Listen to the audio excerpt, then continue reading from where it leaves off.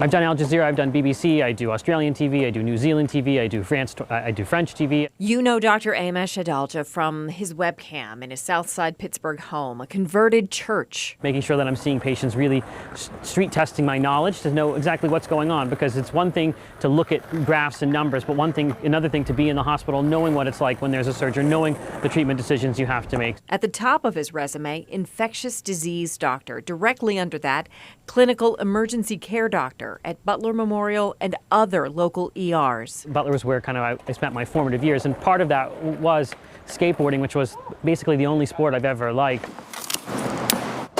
When the webcam is off, Dr. Adalja becomes Amesh, the teenager from Butler. I've always had a problem with authority.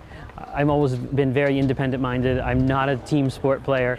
Skateboarding is a very individual thing. We had all these ramps in my backyard. I made a little magazine in our town. We were all kind of doing that in the 1980s in Butler. I wasn't anywhere near good enough to make it as a career, but I thought I was good. I used to enter contests, and it was fun. And I thought about, skateboarding was something where it was just fun to me, that it wasn't something where I had to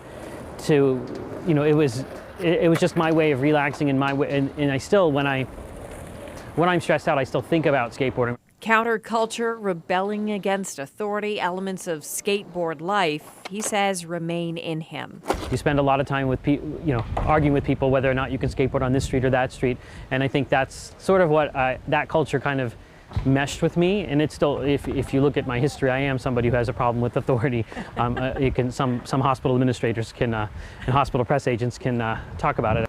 And figuring out a trick or a move, I'm not cool enough to know the lingo. It takes a willingness to risk failure and to prevail. Someone can't figure out why this person has a fever, and you're there to unravel it. And that intellectual puzzle and putting that together, that's what keeps me doing clinical work as much as I can. Being on television over the course of the pandemic has made him the target of haters. He's had death threats. And some of them are nasty, some of them are hateful, some of them refer to my skin color, some of them refer to other aspects of me. I think it kind of goes with the territory. I usually brush them aside. I usually keep screenshots of them just for my file. This Pittsburgher goes on every news outlet that asks, because he says his message, from his unique background, training, and experience, needs to sink in to people of all backgrounds in every corner of the world. Adalja says he saw COVID coming. This is what would happen during a pandemic, and I knew that this would happen during a pandemic. Now we turn to him to help us find a way out. The opportunity to educate people about this pandemic, to take care of patients during this pandemic, and also to try and devise the policy for the next pandemic so that this doesn't happen in the same manner that this did. That's something that I can't allow that opportunity to pass by, so I won't rest.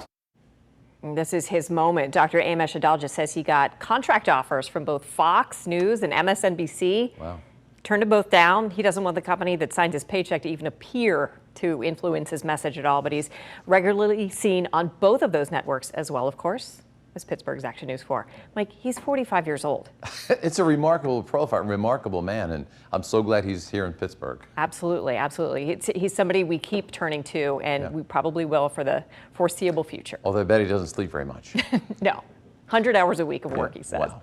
Well, thanks, Jenna.